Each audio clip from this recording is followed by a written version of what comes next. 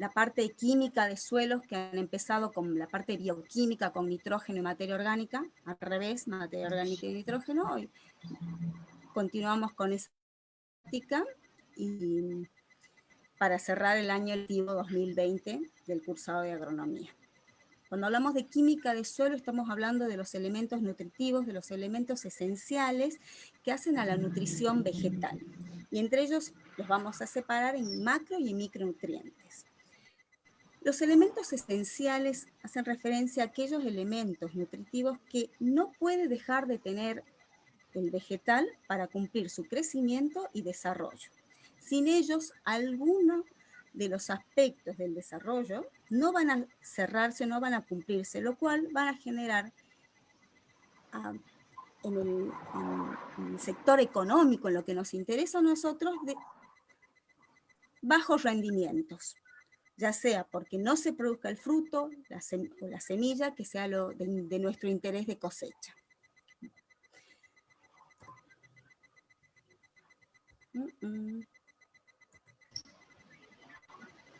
No estaría siguiendo el power. ¿Qué puede ser, chicas? Pongo siguiente y no pasa nada. Es que está... A ver. Ahí, voy a tener que hacer así, chicas. Bueno.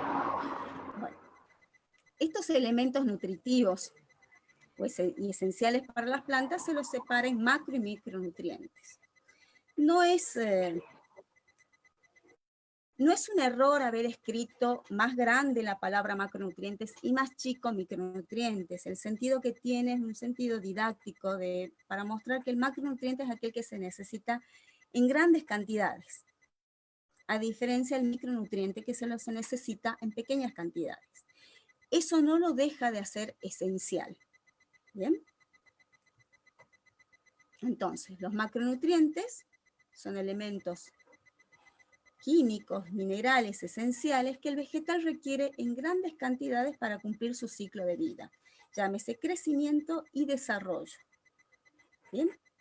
Es decir, que sin ellos no pueden completar alguna faceta del ciclo.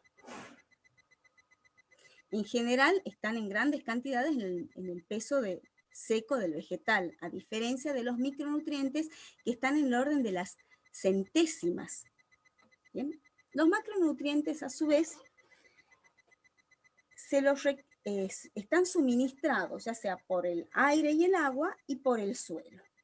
Entre los suministrados por el aire y el agua vamos a encontrar como esenciales el carbono, el oxígeno y el hidrógeno. Esto es el carbono como dióxido de carbono, el oxígeno y el dióxido de carbono que lo toman de la atmósfera, y el hidrógeno que se lo toma del agua junto con el oxígeno, en especial por las raíces. Podemos ver. Y los macronutrientes que el suelo va a entregar a las plantas van a ser nitrógeno, fósforo y potasio, conocidos como NPK, que son los elementos principales. Son los que se da el aporte como fertilizantes en general en las producciones extensivas. Y hay elementos secundarios como el calcio, el magnesio y el azufre, que son también esenciales y muy importantes para el crecimiento y desarrollo del vegetal, y estos en general no han sido hasta el momento, por lo menos en cultivos extensivos, aportados como fertilizantes, sino más bien como enmiendas para corregir algún problema de pH en el suelo. También son entregados cuando hay deficiencias, en especial en lo que son los deficiencias en lo que son los cultivos intensivos, calcio, magnesio, y estos son muy importantes no solo para el vegetal, sino también cuando hay deficiencia de estos se nota mucho en la fertilidad física del suelo, como ustedes ya lo han visto, en lo que hace a la estructura del suelo y estabilidad estructural. Y ya habíamos hablado de los micronutrientes que ustedes los van a encontrar en una guía, creo que con el título de oligoelementos. o elementos menores son también esenciales que se requieren en pequeñas cantidades, como ya lo habíamos dicho, que están en el orden de la centésima parte en lo que conforma el peso seco de la materia orgánica del vegetal. Ahora, estos nutrientes son muy importantes en lo que hace a la desarrollo y crecimiento vegetal, pero no solo nos importa ellos en lo que hace al desarrollo vegetal, sino en lo que hace a la cadena trófica. Si ustedes ven, no sé si logran ver lo que señalo, las necesidades nutricionales de los animales van a estar entregados o suplidos por el valor nutritivo de los alimentos. Y ese valor nutritivo de los alimentos son aquellos que van a estar en el vegetal. Es decir, que si un vegetal no tiene todos los nutrientes en su sistema, el animal va a deprimir sus rendimientos en lo que es la producción de carne o leche.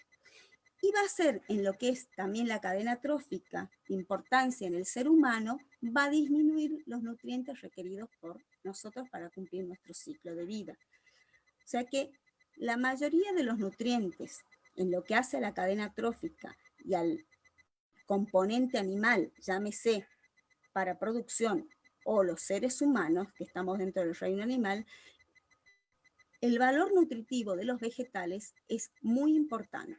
O sea que no solo por los rendimientos nos tiene que importar, sino por la ingesta diaria que uno requiere de estos alimentos. Como para tener una idea de todo lo que vamos diciendo hasta el momento, como un pequeño resumen de lo que vamos diciendo, los vegetales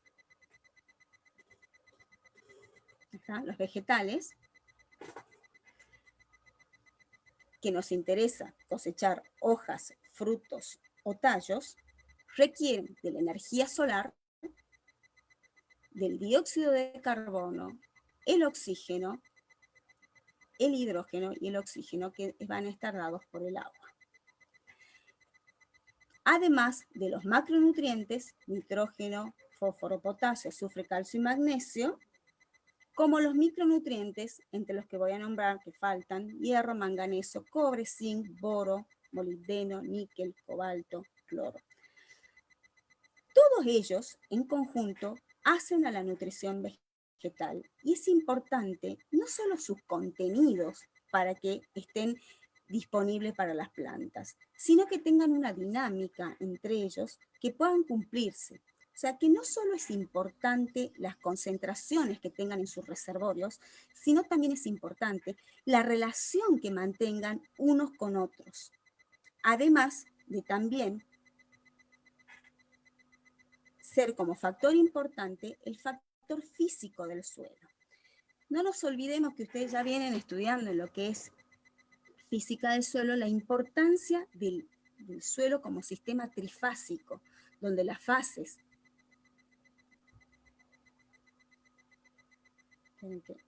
no encuentro la flechita. La fase sólida, líquida y gaseosa tienen que tener un equilibrio porcentual entre ellos para que los nutrientes estén disponibles en la solución del suelo y en la fracción sólida. ¿Y esto por qué es? Además de que la planta pueda tomarlos en un sistema donde coexista una buena cantidad de oxígeno como de agua y no se afecten por una falta de respiraciones a raíces por un exceso hídrico, sino también por los microorganismos que están en el medio. El ciclo de los nutrientes en general requieren de la actividad microbiana. Si estas fases sólida, líquida y gaseosa no están en equilibrio, donde la líquida en especial sea un 25% y la gaseosa otro 25%, va a generarse un desbalance nutricional porque va a haber un exceso, en el caso de si estamos en condiciones de saturación hídrica, va a haber un defecto, más bien dicho, de oxígeno y las plantas no van a poder respirar, aparte que los microorganismos tampoco van a poder actuar en lo que es la materia orgánica con la mineralización, y muchos de los elementos nutritivos no van a poder, van a estar en exceso solubilizados, que también pueden generar complicaciones nutricionales.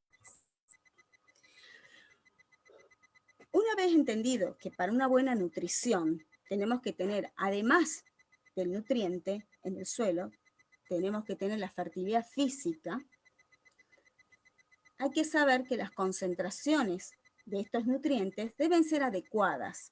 Si hay en exceso o en defecto, vamos a generar deficiencias o toxicidades en la cadena trófica también. Si hay más de, por ejemplo, cuando tenemos el caso de la relación potasio y magnesio, cuando hay un excedente de potasio en el medio, genera una deficiencia de magnesio en la planta, porque no, la planta no lo va a poder tomar.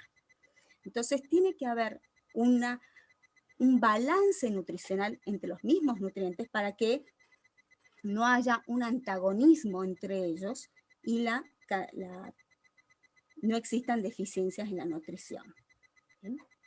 Entonces, un poco lo que ya les había dicho, cuando esta concentración de nutrientes no se generan adecuadamente y hay un desbalance en exceso de uno y en detrimento del otro, genera enfermedades como en el ganado la hipomagnesemia. El exceso de potasio edáfico genera que el magnesio esté en menor concentración en el vegetal, generando inconvenientes en la cadena trófica. También hay otros, no solo entre macronutrientes se genera este antagonismo, también entre macro y micronutrientes. Por ejemplo, entre el fósforo y el cobre hay un antagonismo. Cuando hay un excedente de uno, va a haber un defecto de otro. Todos estos nutrientes en el suelo se encuentran en reservorios. Esos reservorios tienen distintos nombres, pero para ser entregados de esos reservorios a la solución del suelo, que es por donde la planta lo toma, hay una dinámica de transformaciones. Y eso se llama procesos de equilibrio. Esa dinámica de transformaciones a partir de los reservorios se llaman procesos de equilibrio. ¿Bien? ¿Me siguen hasta ahí?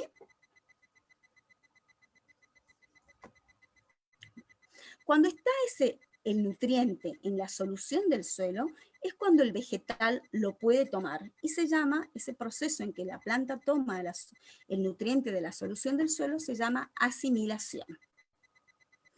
Pero a la solución del suelo va a llegar por distintos procesos o dinámicas entre los reservorios. Los reservorios son los coloides vegetales, la materia orgánica, los coloides inorgánicos y los minerales. Recién cuando dije coloides, creo que dije coloides vegetales, ¿puede ser? En general lo he separado acá, coloides y coloides inorgánicos, coloides y coloides inorgánicos, porque tanto los coloides orgánicos como inorgánicos tienen el proceso de sorción y desorción, o desorción y absorción. Lo pueden conocer de ambas maneras o haber escuchado, que es nada más y nada menos lo que ustedes ya han venido estudiando del proceso de intercambio catiónico. Y acá solo pongo coloides inorgánicos porque este proceso de fijación y liberación de nutrientes no lo tienen los coloides orgánicos. Es exclusivo del coloide inorgánico. ¿Bien? Y no de todos los coloides inorgánicos, sino de algunos, dependiendo del nutriente en cuestión. Por ejemplo, el fósforo y el potasio tienen este proceso de fijación y liberación con coloides inorgánicos, y el azufre también. ¿Bien? Todos los nutrientes de los que vamos mencionando tienen el reservorio de minerales primarios, excepto el nitrógeno, que ustedes ya lo han visto en las clases anteriores. El nitrógeno no tiene como fuente minerales primarios. Y la materia orgánica entrega todos los nutrientes a la solución del suelo, excepto el cloro y el potasio, que se entregan por derrame celular porque no conforman ninguna estructura orgánica dentro del vegetal, sino que ayudan con el movimiento de electrolitos dentro del sistema de las membranas y células de los vegetales, pero no conforman ningún compuesto orgánico. Entonces, se entregan a la solución del suelo por derrame y no por un proceso de mineralización. Entonces, como para que quede claro, todos estos son los que están en cajitas, coloides, materia orgánica, coloides inorgánicos y minerales primarios, son los reservorios que están en el suelo. Para que el vegetal pueda asimilar esos nutrientes, tienen que estar en la solución. Y van a llegar por distintos procesos o dinámicas, que son la desorción y la absorción, la mineralización y la reorganización en el caso de la materia orgánica, la fijación y la liberación en el caso de los coloides inorgánicos, y la precipitación y la disolución, que es la dinámica reversible en que de la solución pasa a volver a conformar un mineral primario o formar parte de la solución del suelo. También lo pueden encontrar a este proceso de precipitación y disolución como recristalización desde la solución hasta los minerales primarios y meteorización desde minerales primarios hasta lo que hace el compartimento o el reservorio de la solución del suelo. ¿Bien? Ahora vamos a cada uno de estos procesos de equilibrio, los vamos a ir viendo en forma separada, pero no deja de ser parte del conjunto. ¿Bien? Entonces, acá vemos como ejemplo el nutriente del calcio, que puede estar en la solución del suelo, por eso está con celeste, hace referencia a la solución del suelo, y puede intercambiarse con la micela coloidal. Como cumple, como ya lo han visto, Profesora, el intercambio catiónico, sí. disculpe, usted había dicho recién que solamente se producen en coloides inorgánicos. Lo anterior, No. todas las relaciones. No. La absorción y la desorción son tanto en coloides orgánicos como inorgánicos. Mira, esta había hecho la salvedad coloides inorgánicos porque es el único que se produce únicamente en coloides inorgánicos. Esto se da tanto en coloides orgánicos como inorgánicos. O sea, las sustancias húmicas propiamente dichas, que son los coloides, son capaces de sorber y desorber. ¿Bien? ¿Te quedó claro?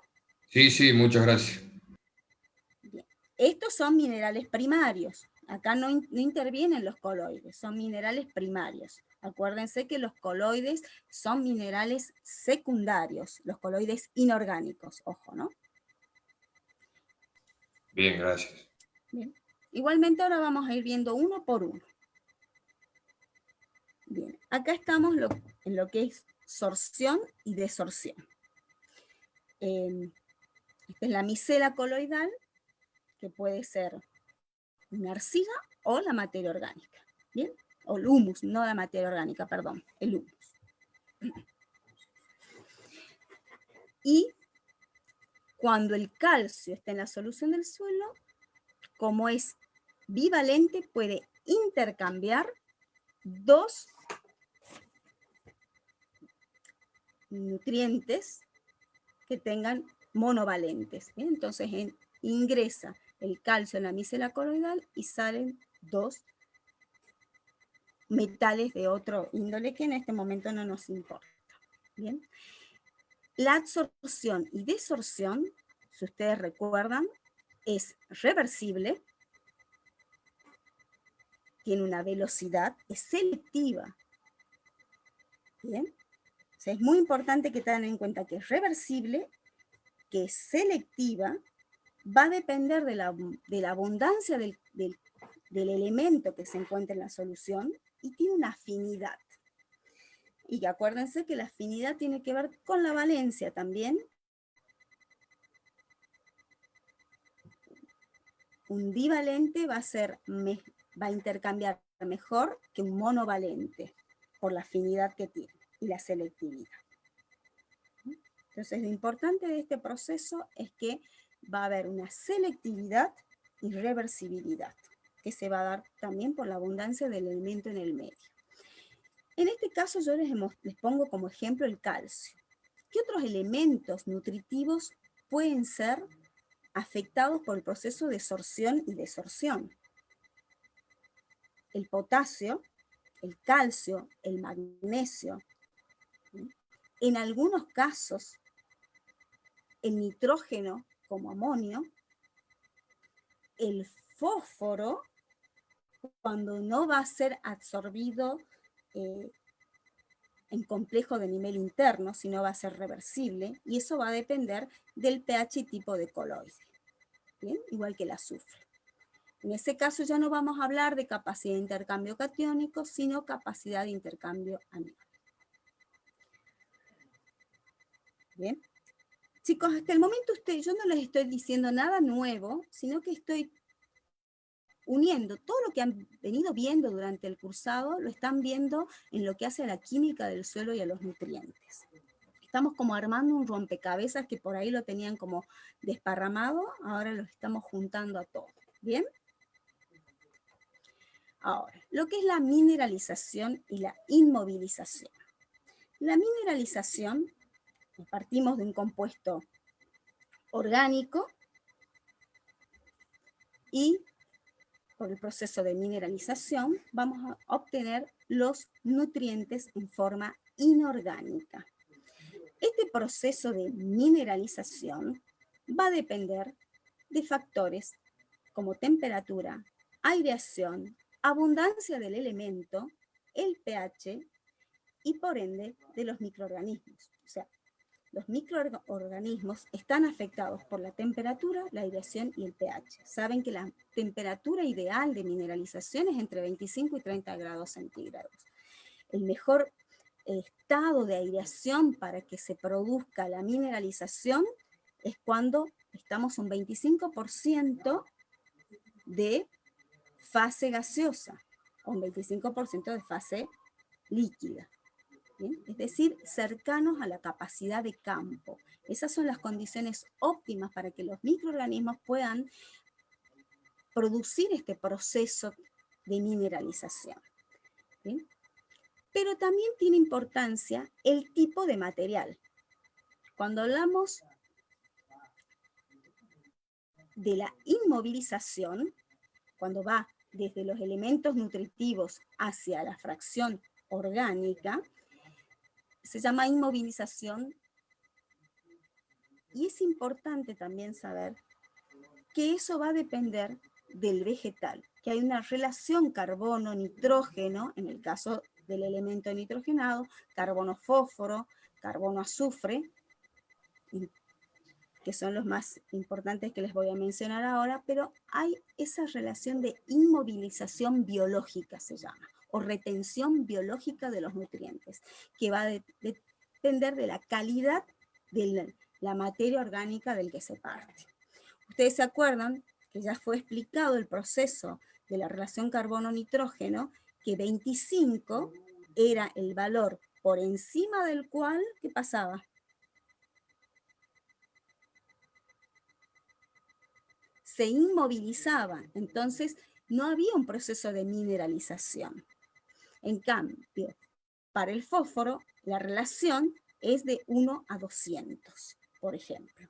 Entonces, eso se llama retención biológica de los nutrientes que están en detrimento de la mineralización cuando superan ese valor de la relación carbono-nitrógeno, carbono-fósforo o carbono del elemento nutricional que se esté estudiando en el momento. la precipitación y disolución, que también les había dicho que pueden encontrarlo como recristalización y meteorización, los elementos nutritivos están formando parte de los minerales primarios, van a llegar a la solución del suelo por procesos de disolución, por ejemplo el calcio, el magnesio, el potasio, el manganeso, el zinc. ¿Y por qué están en amarillo esos y en rojo el sodio y el aluminio?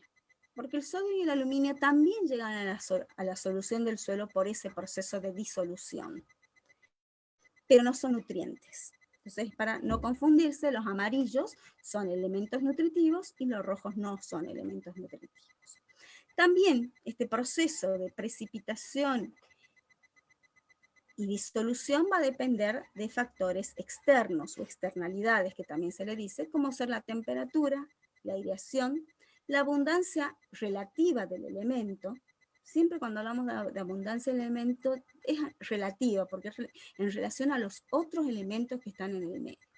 También al pH y a la actividad microbiana, que va a depender de los factores antes mencionados, temperatura, aireación y pH. ¿Bien?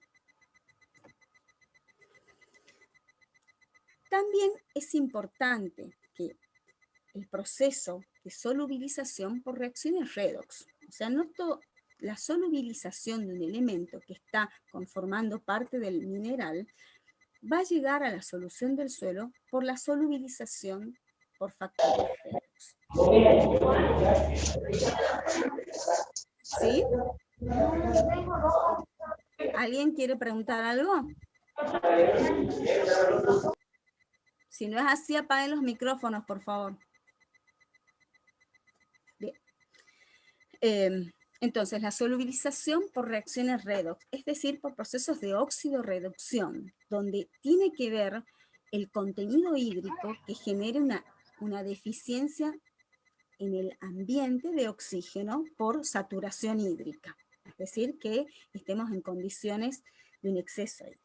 Los elementos nutritivos que tienen este proceso, que cuando están, van a estar en la solución del suelo cuando estén reducidos, que son el manganeso y el hierro 2. Si se fijan en estas fotos, acá está, esto que está ferruginoso, rojizo, es el hierro 3 más, es decir, que está oxidado. ¿Bien? ¿Lo logran ver? Y lo que está en negrito, las manchitas negras, estos se llaman moteados, que ya los han visto en morfología. Son moteados o signos de hidromorfía, que se dan cuando una napa freática ha bajado el nivel y se han producido procesos de oxidación. En cambio, cuando están en condiciones de saturación, se dan los procesos de reducción. Y el color es distinto y están en toda la masa del suelo porque están en la fase soluble. En cambio, acá está en la fase insoluble. Y por eso se lo ve en el perfil del suelo como moteados, que son concentraciones localizadas del elemento. Eso depende justamente de las condiciones hídricas. Aquí estamos en condiciones de insaturación y acá de saturación. Se da mucho en los suelos gley. ¿Bien? Y además va a depender de los potenciales redox de cada uno de los elementos. Bien, acá dice que depende de la temperatura, sí, de la abundancia del elemento, del pH. ¿Por qué del pH? Porque un pH bajo, es decir, un pH ácido, se favorecen las condiciones de reducción. Y un pH alto favorece las condiciones de oxidación. Como para que tengan en cuenta cómo influye el pH, además del contenido hídrico, en los procesos de óxido-reducción. Bien. Ya hemos visto todos, excepto la fijación y la liberación,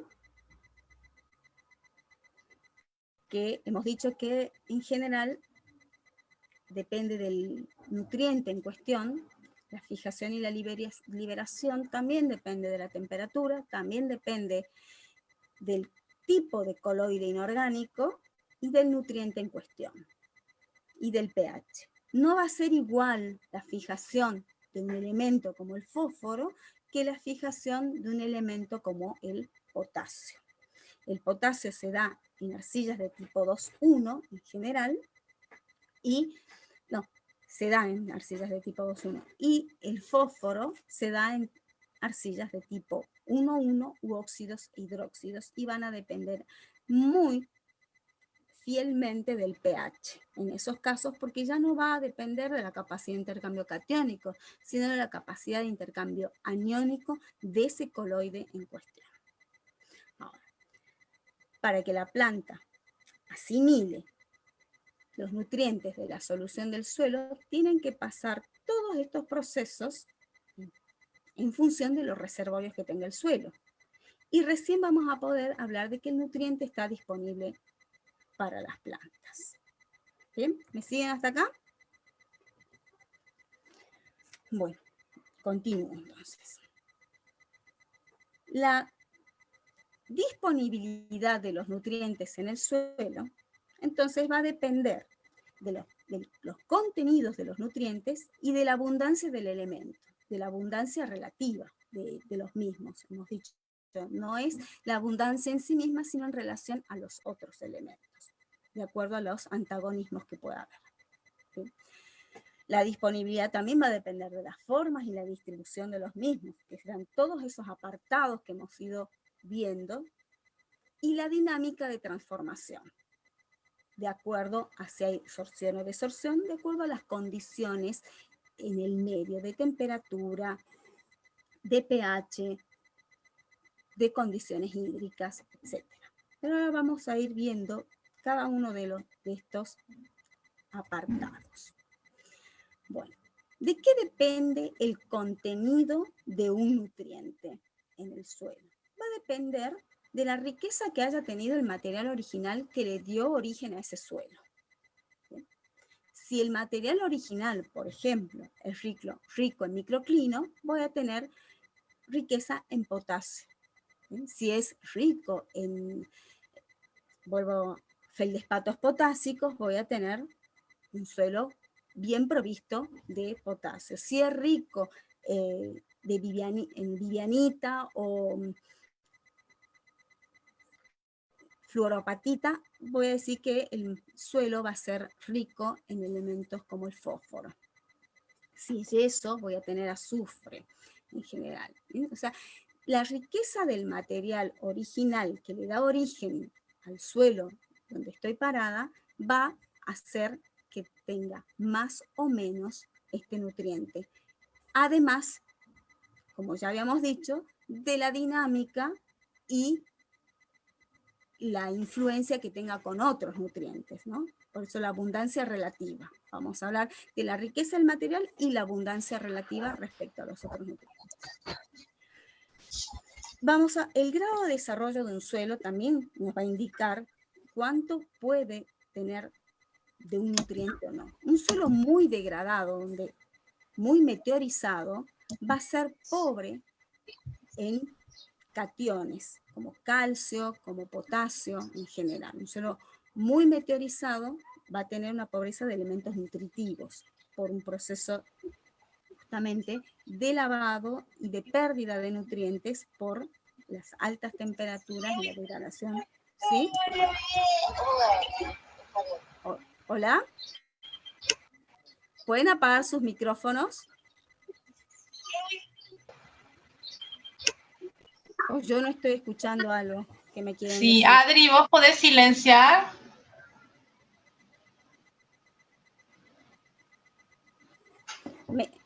¿Me siguen hasta acá? Yo sí, ingeniera. Gracias, gracias, Sí. Floppy. Sí, sí, profe. Bien, porque a veces siento que hablo sola. Sí te escuchamos. Bueno, Y cualquier te cosa me entendemos. interrumpen. No tengo inconveniente si me quieren interrumpir. Bien. Bueno, entonces un suelo poco con un poco grado de desarrollo va a ser más rico nutritivamente dependiendo de la riqueza del material original. ¿Bien? Bueno, cuando hablamos de textura, el contenido de los nutrientes respecto a la textura está unida o ligada, por un lado, a lo que es la presencia de arcillas, que tienen la capacidad de intercambiar los nutrientes y de mantenerlos en el sistema sin que se pierdan por la lixiviación. Y también hace referencia justamente a las texturas gruesas cuando por lavado hay muchos nutrientes que se van perdiendo, como el potasio es uno que se pierde por lavado, el cloro también se pierde por lavado, el boro también se pierde por lavado en texturas gruesas. Pero cuando hablamos de contenidos de coloides, estamos hablando justamente de la capacidad de intercambiar estos nutrientes que pueden estar absorbidos a la partícula coloidal. El contenido también de los nutrientes va a depender de la riqueza de la materia orgánica, en dos sentidos: la materia orgánica en sí misma y la relación del nutriente, como ya habíamos dicho, o sea, la cantidad de materia orgánica y de la relación que esta materia orgánica tenga de el carbono con el nutriente en cuestión, como ya lo habíamos mencionado. ¿Sí? Como para ejemplificar, y que ya lo han visto, la relación carbono-nitrógeno. Las formas. Los nutrientes en el suelo pueden estar de distintas formas, ya sean orgánicas o inorgánicas. Las formas orgánicas, principalmente formando lo que es la materia orgánica del suelo, y que van a entregar los nutrientes en función del proceso de mineralización, en función de su relación carbono-nutriente en cuestión, que esa sería la X, que está expresada ahí. Y además, también la materia orgánica puede estar formando quelatos. Los quelatos son compuestos metálico-orgánicos, o sea, un componente orgánico que toma un metal, y estos pueden ser estables o solubles. Cuando son muy estables estos quelatos, no van a estar los nutrientes metálicos disponibles para las plantas. Ese es el caso del cobre, por ejemplo. El cobre es un elemento metálico que junto con la materia orgánica forma quelatos estables, es decir, que los tiene tan retenido ese cobre que no va a entregarlo a la solución del suelo y la planta no lo va a poder tomar y va a haber deficiencia de cobre.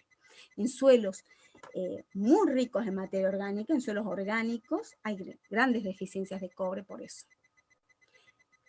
Por otro lado, tenemos los quelatos que son solubles, que están en la solución del suelo y así lo toman los vegetales. Es más, esa dinámica de solubilidad de estos metales junto con la materia orgánica se lo utiliza para fertilizar elementos nutritivos que, como el hierro, el EDTA es un quelato de hierro que se lo aplica por vía foliar porque es soluble y la planta lo puede asimilar fácilmente. O sea que el conocimiento de esto nos permite saber también cómo poder fertilizar algún vegetal cuando tiene deficiencias de hierro, en el caso particular. Y en Tucumán se ve la deficiencia primaveral del hierro, que es una deficiencia estacional que tiene que ver con el pH del suelo, en especial en suelos calcáreos. Bien.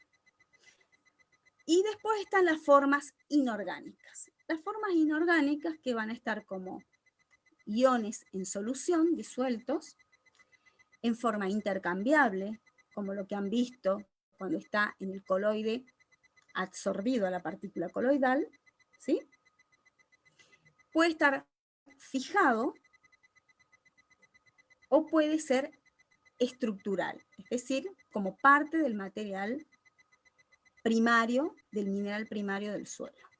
Entonces, en solución, el nutriente puede estar en las formas inorgánicas en la solución del suelo, en la fracción intercambiable, puede estar formando parte del coloide al estar fijado, o de un mineral primario al estar en forma estructural. ¿Bien? Bueno, las fuentes. Poco ya venimos hablando de las fuentes de varios de estos, pero la fuente principalmente es el material original. ¿Bien? En general de todos los nutrientes, salvo el nitrógeno, como ya lo habíamos dicho. Después están los minerales secundarios, que son ya sea por estar en forma intercambiable, o los minerales secundarios al conformar alguno de estos elementos parte del mineral secundario, como lo hace el potasio en las hilitas. ¿Sí? O el fósforo cuando está retenido, en el coloide inorgánico, en especial las arcillas 1,1, perdón, y los óxidos e hidróxidos de hierro y aluminio. Otra fuente es la lluvia. La lluvia puede, o sea, el nutriente puede estar en la atmósfera y puede llegar al suelo por deposición húmeda, que es por la lluvia. Cuando llueve, arrastra el material que está en el polvo atmosférico. Es un caso del nitrógeno, que están también en las lluvias ácidas, el azufre también, y también puede ser por una deposición seca, que el azufre llega por deposición seca al suelo. Y la materia orgánica por excelencia por los procesos de otras fuentes, la materia orgánica por proceso de mineralización. Bien, esas son las fuentes que podemos encontrar los distintos nutrientes. Bueno, hasta acá todo lo que he ido hablando es un pantallazo que va a servir para cualquiera de los nutrientes que vamos a estudiar. Ahora vamos a hablar de fósforo, que es el elemento, uno de los macroelementos más importantes dentro de lo que principal es NPK, pero si hasta el momento quieren hacerme alguna consulta, algo, me detienen, y si no sigo con fósforo. La idea de hoy es ver fósforo y una parte de potasio, y después los elementos secundarios y los micronutrientes, la clase del miércoles, para que no sea tan extensa la clase. ¿Bien? Bueno, hablamos entonces, si no hay preguntas, vamos a empezar lo que es fósforo. Origen o fuente, acá está puesto como origen, pero es lo que recién veníamos hablando de los nutrientes, la fuente y las formas. ¿Bien? Acá están las fuentes del fósforo, el material original o material madre, que son apatitas, fluorapatitas, vivianitas. El fósforo es un elemento muy poco móvil y poco soluble en el suelo, por eso es un elemento crítico, ¿sí? Por su baja movilidad. De hecho, incluso es aconsejable cuando se fertiliza aplicar en bandas o en línea, no al voleo, sino cerca de la línea de siembra para que la planta lo pueda tomar ese nutriente, por su baja movilidad. ¿Bien? En cuanto a las formas del fósforo, en cuanto a las formas del fósforo, el fósforo total, el nutriente total del suelo, como habíamos dicho, como en general, vamos a encontrar formas orgánicas e inorgánicas. El fósforo total, entonces, está constituido por formas orgánicas, fósforo orgánico y fósforo inorgánico. El fósforo orgánico va a llegar a la solución del suelo como fósforo inorgánico después del proceso de mineralización. Y como ese fósforo orgánico va a estar constituyendo lo que es el ATP, que son fosfoazúcares, fosfolípidos. Es muy importante en lo que es el proceso para obtener energía del vegetal y también para cualquier ser vivo. El fósforo también depende la genética. ¿Bien? Entonces, todos esos compuestos fosforados orgánicos son los que cuando la planta o el residuo orgánico primero es degradado y luego se mineraliza, vamos a obtener de ese fósforo orgánico, formando los fosfolípidos, etcétera, vamos a obtener el fósforo inorgánico, que va a ser fosfato monoácido o fosfato diácido, como la planta lo va a asimilar. ¿Bien? Este proceso de mineralización, como ya habíamos hablado, es un proceso que depende de la actividad microbiana y requiere de condiciones de temperatura, de pH, de humedad, además de las condiciones de retención biológica, que habíamos dicho, la relación carbono-fósforo. ¿Sí? Que los microorganismos que van a actuar en el ciclo del fósforo van a requerir un pH neutro para sus condiciones óptimas para la mineralización, como en todos los casos. No nos olvidemos también en cuanto a lo que es la dinámica del fósforo en el suelo y relacionado a la microbiología del suelo, que hay algunas condiciones, ¿cómo es que se llama? Hay un proceso de micorrización. Cuando hay el fósforo, hay algunas plantas que lo van a tomar por unos hongos, que son las micorrizas, que le van a permitir asimilar al vegetal el fósforo de la solución del suelo. Que es una adaptación, una simbiosis que van a tener en el medio. Bueno, ahora cuando hablamos del fósforo inorgánico, que habíamos dicho que es fósforo en la solución del suelo, el fósforo que está intercambiable en la estructura de los minerales primarios, si uno los puede también clasificar de una manera que, de acuerdo a la disponibilidad que pueda tener la planta de o la capacidad de tomarlo. La que esté en la solución va a ser la forma disponible. Hay una forma que va a estar no tan disponible, que va a ser una fracción lábil, que es la fracción intercambiable. Y después la menos lábil o la no lábil, que es la fracción estructural. Esto, como para que tengan una idea, está mostrando este triángulo los distintos reservorios de estos fósforos. El fósforo en solución, el intercambiable y el insoluble dentro de las fracciones inorgánicas. No quiere decir que esta sea la dinámica exacta, ¿no? Como ya habíamos visto, siempre van a enriquecer la solución del suelo. Este gráfico solo trata de mostrar que en general esta es la mayor fracción respecto a lo que está en solución y esta mayor que esta. Lo cual no quiere decir que de acá pase a esta forma y de acá pase a esta forma. No. Siempre el fósforo lábil va a haber un proceso de sorción y desorción para enriquecer la solución del suelo. Y el fósforo fijado, que sería el no lábil, va a haber un proceso de liberación y va a llegar siempre a la solución del suelo. Este gráfico solo trata de mostrar los estratos, no la dinámica en sí misma. La dinámica es como ya se los he mostrado en el gráfico. Siempre la disolución o la liberación o la desorción van a llegar a la solución del suelo. ¿Bien? Entonces, este proceso de la dinámica de sorción y desorción tiene que ver con qué tipo de coloides lo va a poder hacer, no con cualquiera.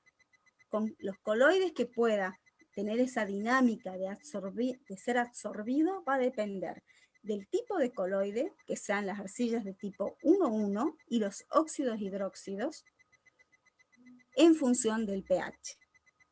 Lo mismo para cuando está en ese grado de fijación, va a ser un pH mucho más bajo, cuando ya está mucho más retenido el fósforo, que cuando está absorbido en la fracción intercambiable.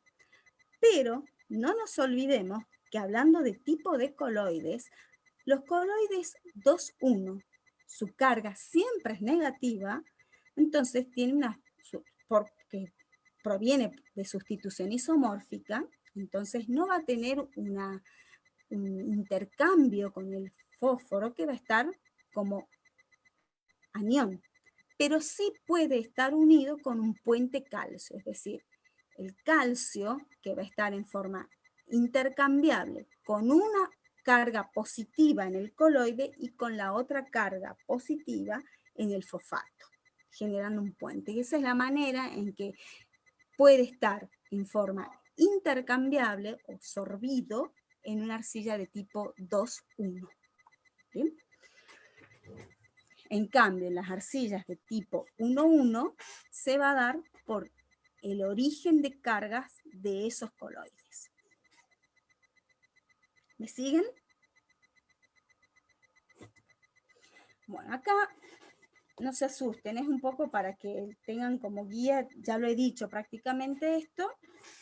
El fósforo está en solución, que es como lo toman las plantas, se lo encuentra como fósforo.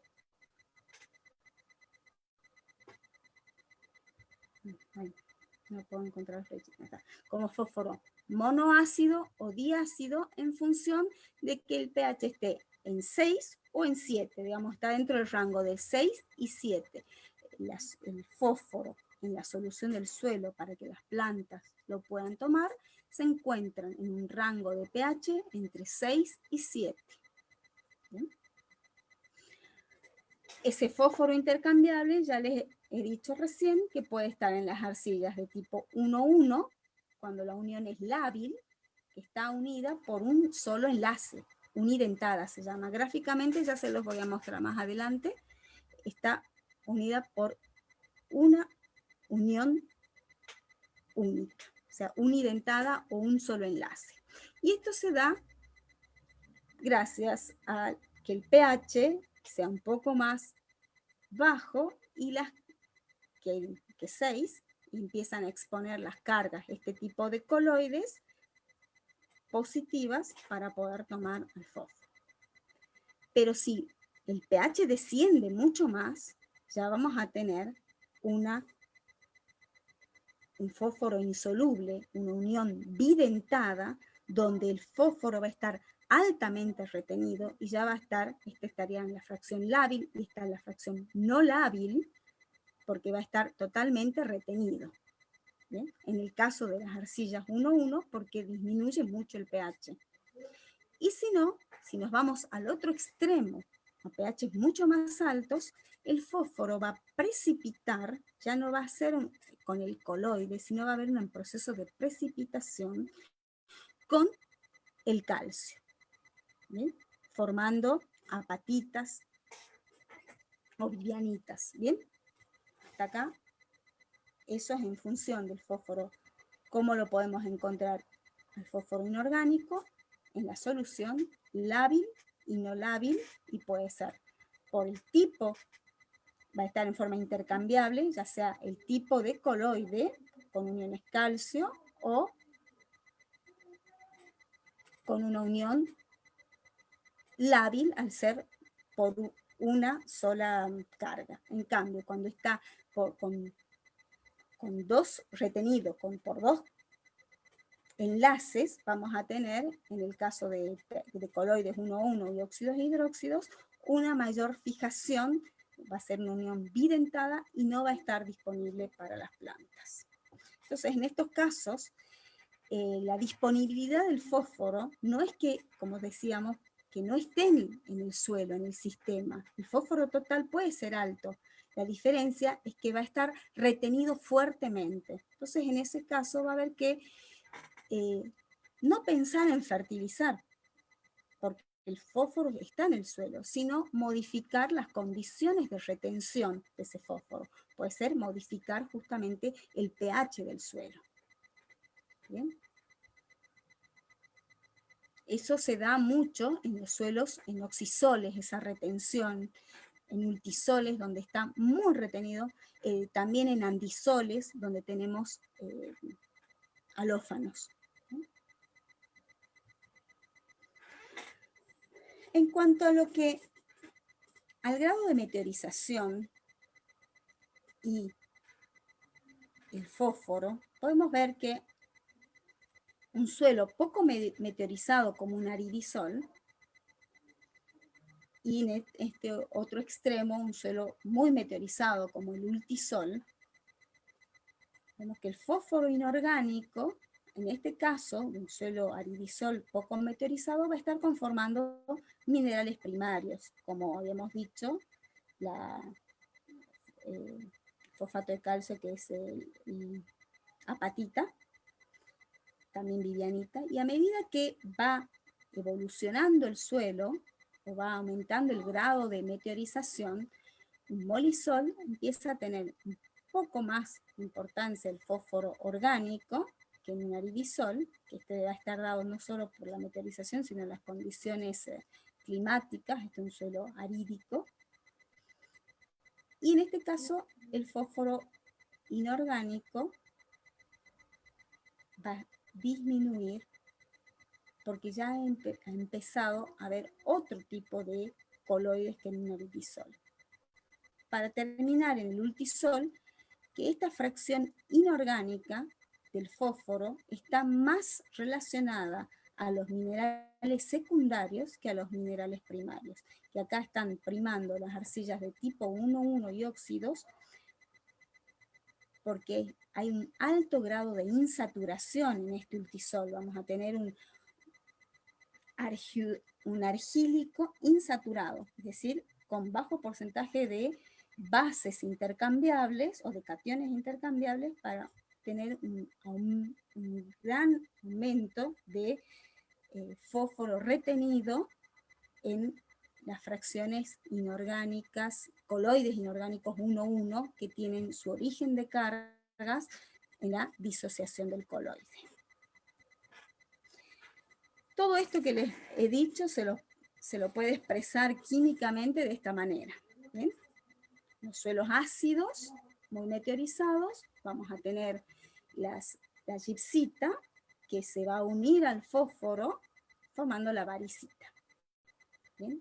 Que va a estar poco disponible el fósforo para las plantas porque va a empezar a formar parte de la estructura cristalina del coloide. En el caso de suelos calcáreos, vamos a ver cómo se va uniendo el fosfato al calcio. De un monocálcico pasamos a un tricálcico a medida que aumenta el contenido de calcio y la precipitación con calcio. Esto es otro proceso de fijación llamado precipitación. En cambio, este es un proceso de fijación en las arcillas de tipo 1,1 u óxidos hidróxidos. En este caso es un óxido de aluminio, una gipsita. Yo les había dicho que acá está también, para mostrarles, a medida que vamos a una situación de mayor acidez, acá está una unión unidentada, es decir, un solo enlace con el cual es retenido, este está en forma lábil, este puede ser intercambiable en una arcilla de tipo 1,1. Pero cuando ya está unido por dos enlaces, acá un enlace y otro enlace, ya forma parte de la red cristalina y el fósforo está no disponible para las plantas. Está conformando parte, justamente como les mostraba recién, del fósforo inorgánico que conforma un suelo muy meteorizado con arcilla, que son parte de la arcilla, ese fósforo inorgánico de los coloides o minerales secundarios. Bien, el ciclo ha salido horrible, no lo he podido mejorar, lo he buscado, pero ustedes este ciclo lo tienen en la guía, no quería ponerles otro ciclo que no sea el de la guía, para no confundirlos. La mayor pérdida de los nutrientes en general, y en este caso en particular del fósforo, es por cosecha. O también por animales, digamos, por la cosecha no sea vegetal, sino también cuando uno produce carne. Todo lo que está en azul son las ganancias, ya sean por animales. Cuando hablamos de fertilizantes estamos hablando de una acción antrópica, no natural, que uno hace el aporte del nutriente, y las pérdidas mayormente sean por escurrimiento y muy poco por lavado. Realmente el lavado es muy poco, en general la mayor pérdida es cosecha y escurrimiento y erosión. El fósforo junto con el nitrógeno pueden ocasionar lo que es la contaminación de aguas, la eutrofización de las aguas. Factores que afectan la disponibilidad del fósforo para las plantas. ¿Bien? Los factores son aquellos factores que hemos venido mencionando que van a actuar en general en lo que es la dinámica de los reservorios con la solución del suelo. La humedad, la temperatura, el pH son factores, la actividad microbiana en general van a afectar la disponibilidad del fósforo para las plantas. Pero haciendo hincapié, digamos, en algunos de ellos, vamos a hablar de la humedad por su influencia, como el fósforo, habíamos dicho que es muy poco móvil, se mueve por difusión en el suelo y va a depender mucho del proceso de la cantidad hídrica que esté en el suelo, rodeando a la fracción sólida para que pueda difundir. ¿Bien? En cuanto a la... Bueno, voy a ir mejor poniéndoles antes de seguir. Entonces, el movimiento del fósforo va a depender del contenido del mismo y la difusión que haya. Un suelo húmedo, el fósforo va a poder difundir a través de la película de agua cuando está formando ese menisco alrededor de la fracción sólida. Cuando el suelo está seco, esa película de agua se va a interrumpir y no va a poder continuar. También va a depender de las características del suelo, de la tortuosidad en cuanto a la textura por ende, ¿no? Acá, hablando de la textura y la tortuosidad, vemos que el fósforo va a difundir a las raíces a partir de la fracción sólida, va a llegar a la solución del suelo y va a difundir a las raíces cuando estén en la solución del suelo. Va a depender del contenido hídrico, de la tortuosidad, como les dije recién, también de la temperatura y la concentración del fósforo en la solución del suelo y del intercambio que pueda tener regularmente. Esto también va a depender, este proceso de difusión, de la textura del suelo, ¿no? Un suelo de textura gruesa, cuando estemos en condiciones de insaturación, es más difícil que pueda difundir el fósforo a diferencia de un suelo de textura fina.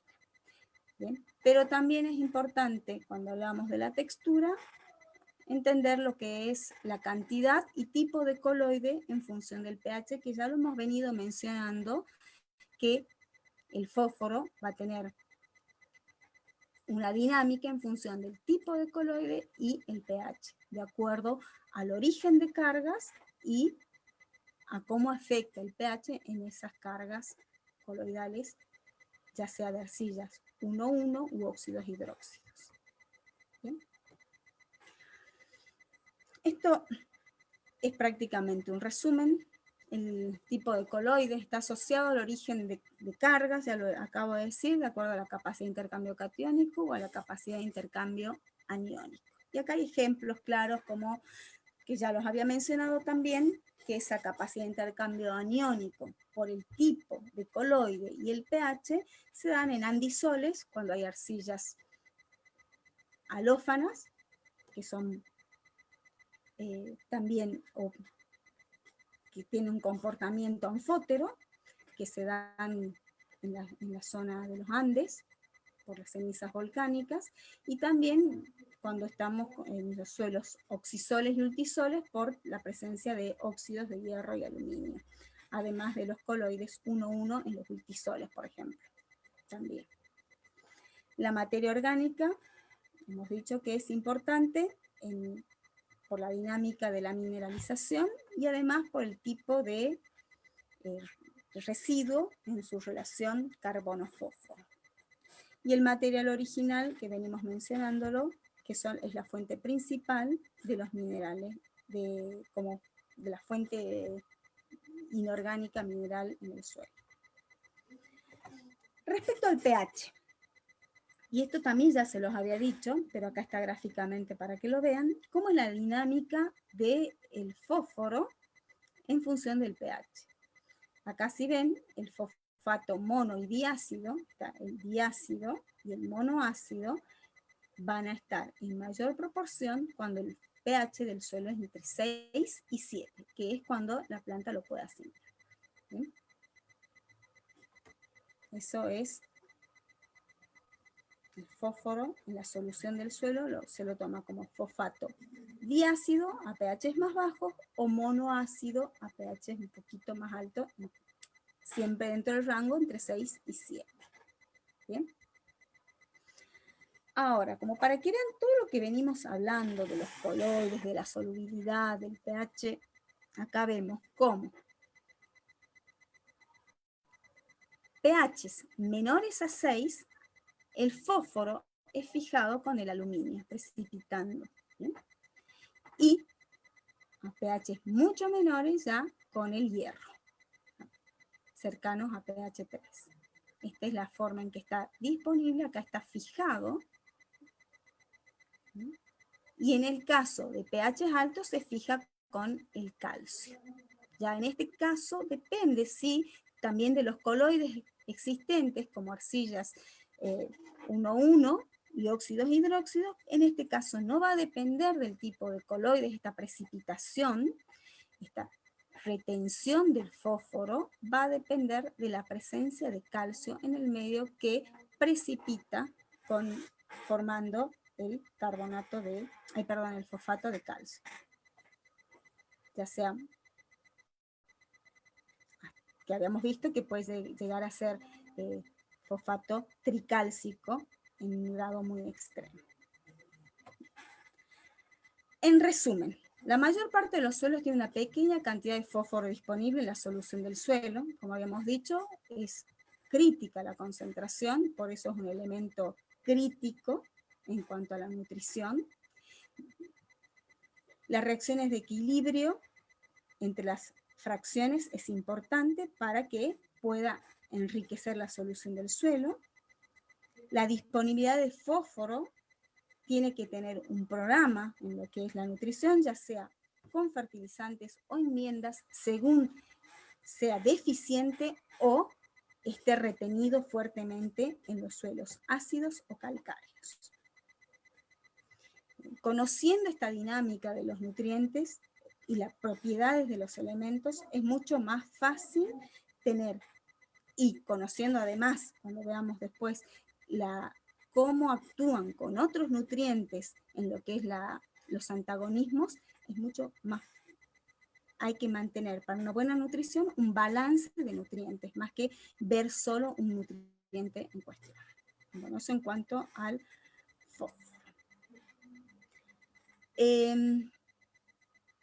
las 4:15. Yo pensé que podía seguir con potasio un poco, no sé. ¿Cómo estamos con el tiempo, colegas? Sí, en general tratamos de hacer que no dure más de 1 hora y media, para que no sea tan pesado el video después. No sé si querés dejarlo para la próxima, si crees que la próxima vas a lograr darlo en 1 hora y media lo que te falta. Yo había separado 45 diapositivas y 45 más o menos, pero pues hasta el momento no he llegado a las 45, me faltan unas cuantas más. No voy a terminar. Bueno, vamos hasta las 4:30 si querés. Bueno, perfecto. Dale. Gracias. Bueno. De nada. Seguimos con potasio en el suelo. El potasio es un elemento nutritivo también esencial. En general ustedes lo pueden encontrar como el ciclo del potasio como geoquímico, porque tiene poca influencia los factores orgánicos dentro de la nutrición potásica. Ya les había dicho en algún momento de la disertación, por decirlo así, de la clase, que no forma compuestos orgánicos. Y acá lo vemos, las formas de potasio en el suelo son formas inorgánicas. No existe forma orgánica de potasio. No hay un proceso de mineralización que lo entregue a la solución del suelo. El potasio, de acuerdo a la factibilidad de que la planta lo pueda tomar, está en la solución del suelo, que es el rápidamente disponible, o el no disponible o muy lentamente disponible, el potasio estructural. ¿Bien? El potasio estructural, sí, en algún momento por proceso de meteorización va a llegar a la solución del suelo, pero tiene que haber agotado estas instancias o haber un grado de alteración tan alto en el medio para que se entregue este potasio a la solución del suelo. Entonces, está el potasio en solución, que es el ion potasio, que ustedes ya lo conocen, el potasio de cambio o el intercambiable, que se va a entregar por proceso a la solución del suelo por proceso de sorción y desorción, el interlaminar, que es el que está fijado entre las láminas del coloide, de los coloides inorgánicos, no está en coloides orgánicos, como ya lo había dicho, y después está el estructural formando parte de microclino, ortoclasas, por ejemplo, el feldespatos son potásicos. ¿Sí? El fósforo total del suelo, entonces, está constituido por todos estos reservorios que están en la solución del suelo, el de cambio, el interlaminar y el estructural.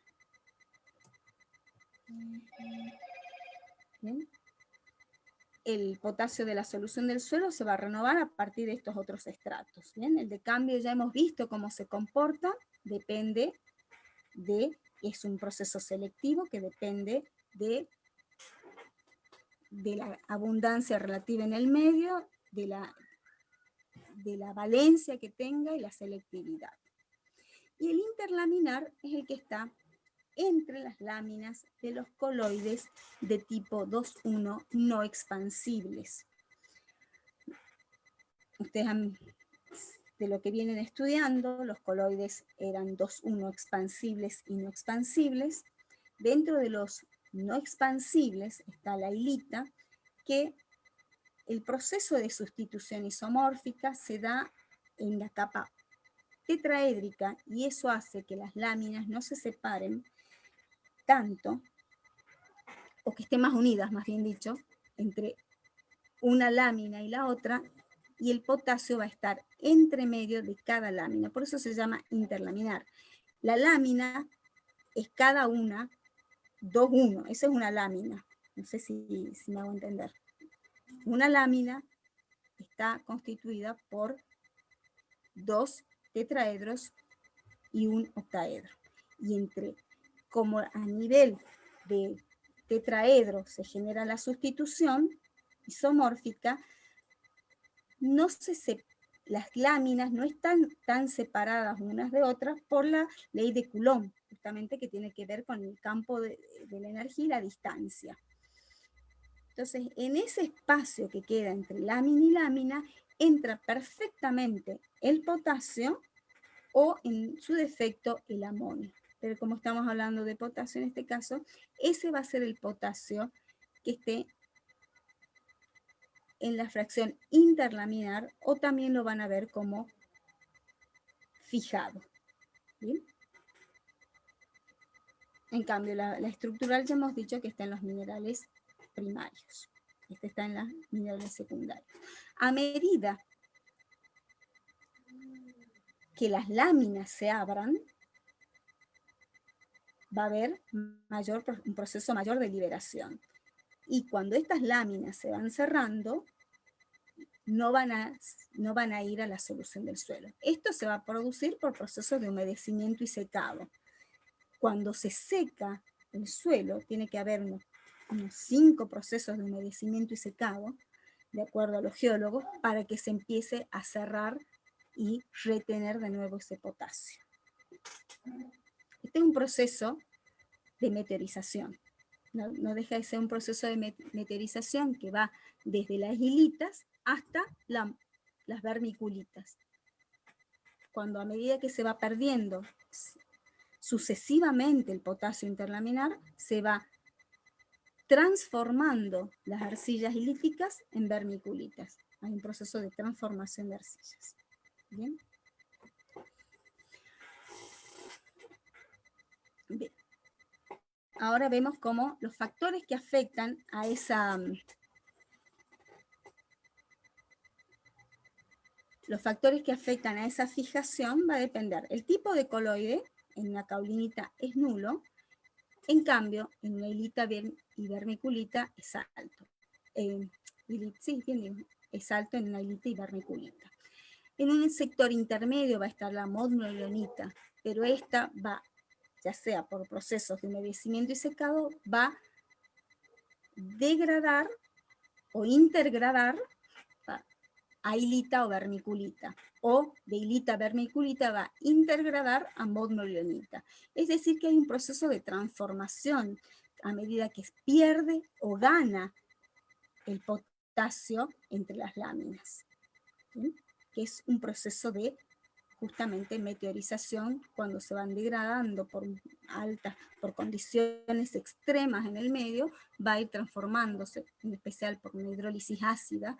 Cuando hay un aumento de protones en el medio, va a generar este proceso de que se abran o se cierran van a perder más protones, van a perder más potasio y ganancia de protones en la interlámina. Este sería en el caso de la modmolionita, donde no hay una selectividad a diferencia de la hilita, y acá puede estar cualquier otro catión. Por eso también la modmolionita tiene una mayor superficie específica que la hilita.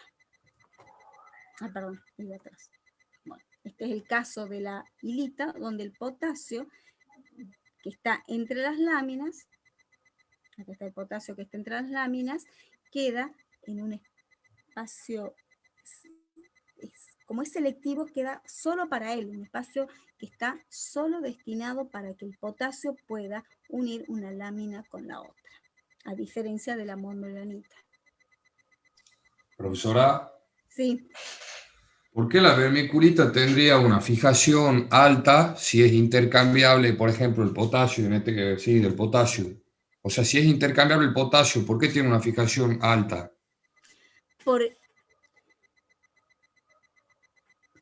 Está, digamos, no es tan alta como la hilita, porque va degradando. A medida que de la mica, la hilita, la vermiculita, a medida que va pasando, vamos perdiendo potasio y se va transformando. De la vermiculita va a transformarse después en modmolionita. Entonces hay mayor pérdida de potasio. Pero tiene potasio interlaminar. La vermiculita aún tiene potasio interlaminar, a diferencia de la modmolionita, que ya está totalmente expandida. O sea, hay espacios donde la vermiculita es más cerrada y permite ese ingreso del potasio en esos espacios del cristal donde solo puede entrar el potasio. No sé si me entiendes. Bien, perfecto, gracias. Mira, acá hay algo como más o menos lo que me preguntas. En el medio, esta sería una hilita, ¿ven? Esta sería una hilita donde tienes potasio únicamente entre las láminas. Cuando hay pérdida y ganancia, o sea, se abre y después se cierra, no siempre vuelve el potasio. Fíjense acá, todo esto que está con negro es potasio, ¿eh? En un momento se abrió y después no entró otro potasio. Se unió con algún otro ion de aluminio que se cerró ahí y no permitió más ni la salida ni la entrada de potasio. Algo así es la vermiculita. ¿Bien? Bien, bien, gracias. No sé si me entiendes. Sí, entiendo. O sea, es un grado más de meteorización, donde hay menos potasio y más protones que la hilita, pero más que la modmorionita. Eso sería. Claro, bien, gracias. Bien. Bien. Y eso es lo que les explicaba de los procesos de humedecimiento y secado, que van a aumentar la fijación por la contracción del espacio entre los paquetes. Este fenómeno va, cuando pierde agua, va a ir cerrándose. Entonces, hace que en algunos sectores se cierre y no pueda salir más potasio, pero tampoco va a entrar más. ¿Bien? Que sería este gráfico, ¿bien? En cuanto a los procesos de humedecimiento y secado. Por eso las arcillas, uno les enseña como para la hilita, la modmorionita, la caulinita, les enseña con nombres específicos, pero no existen en la naturaleza siempre así. Existen intergrados. A medida que se van meteorizando, van intergradando, van perdiendo una forma y ganando otra. En algún texto que cuando lean alguna vez van a encontrar hilita-modmorionita, que sí que está intergradando entre hilita a modmorionita, teniendo más rasgos de hilita que de modmorionita. O al revés, si ponemos modmorionita-hilita, tiene más rasgos de modmorionita que de hilita. Son intergrados. ¿Bien? Bueno, esos procesos de humedecimiento y secado, después de que hayan perdido el potasio interlaminar, va a generar este fenómeno de empaquetamiento. Bien. A medida que el pH aumenta, la fijación va a aumentar, porque va a generarse cargas negativas en el medio. Hasta un cierto punto, ¿no? No va a ser eternamente. Después esto cae.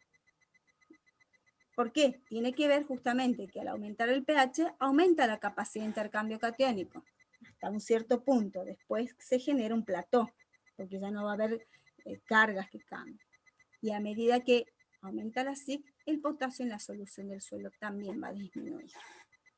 Entonces son procesos que van a depender justamente de la exposición de cargas, teniendo en cuenta que este caso son cargas por sustitución isomórfica, siempre van a ser negativas, pero no hay que dejar de pensar que existen las cargas en los bordes de los coloides, que esas sí son susceptibles a los cambios de pH. Entonces, por eso aumenta la SIC un poco y el proceso de fijación. ¿Bien?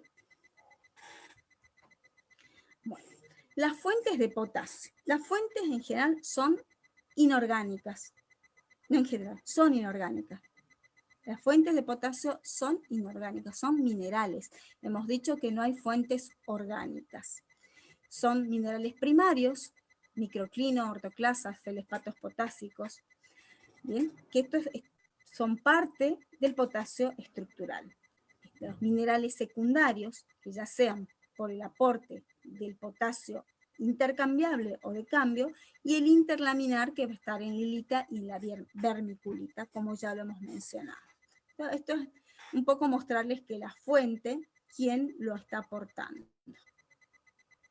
Los procesos y la dinámica entre las formas de potasio ya las hemos mencionado, que son la desorción y desorción, que cumplen todas las reglas de la capacidad de intercambio catiónico, las de fijación y la liberación, que hemos dicho que dependen del tipo de coloide y en el caso de dónde se está produciendo la sustitución isomórfica, en el caso particular, y después los procesos de precipitación y disolución, o que sería la meteorización y la recristalización, donde el potasio estructural es entregado a la solución muy lentamente, pero no tan lentamente puede recristalizarse, ¿no? Esta línea de puntos está hablando de la lentitud del proceso, como para que les quede claro. Las otras son líneas llenas. Esta es reversible, la primera, la desorción es reversible, estequiométrica. La fijación y la liberación también son reversibles, lleva más tiempo, pero el de la precipitación y disolución requiere mucho más tiempo para entregar el potasio estructural a la solución del suelo.